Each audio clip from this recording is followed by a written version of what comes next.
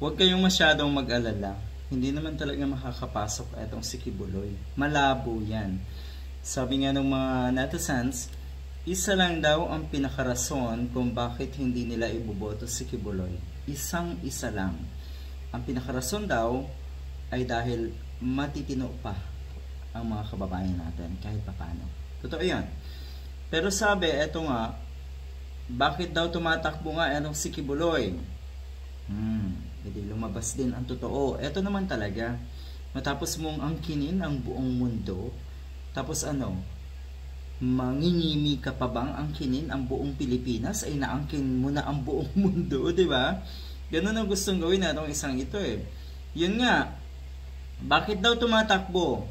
Ang sabi ni Kibuloy, ginulo nila ang buhay ko, ginulo nila ang ministeryo ko, ngayon, guguluhin ko na naman or ko sila. Yan po ang banta na itong si Kibuloy. Dahil ginulo daw ang buhay niya.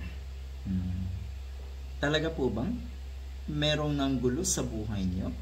O sadyang magulo na talaga ang buhay niyo?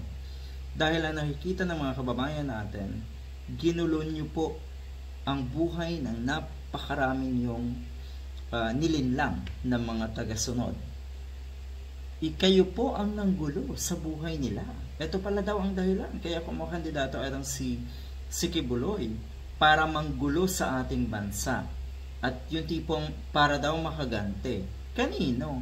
Talaga, sadyang ikaw pa yung matapang at matigas ang mukha, matigas ang sikmura, matibay ang sikmura para sabihin na gusto mong balikan yung mga taong nanggulo sa'yo?